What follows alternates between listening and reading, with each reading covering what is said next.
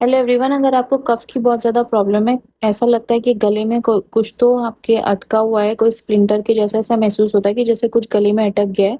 उसकी वजह से क्या होता है कि बहुत ज़्यादा खांसी होती है, बहुत ज़्यादा ड्राइनेस रहती है और सूखी खांसी इतनी ज़्यादा होती है कि उसके साथ साथ स्वेटिंग भी होने लगती है, मतलब पसीना बहुत ज़्यादा आता है। लेकिन उसके बाद भी खांसी में रिलीफ नहीं आता, खांसी आपको बहुत ही ज़्यादा महसूस होती है, सुबह के टाइम पे तो बहुत ज़्यादा होती है। तो हेपर सल्फ 30 की 2-2 बूंद सुबह शाम आप ले सकते हैं। Thank you.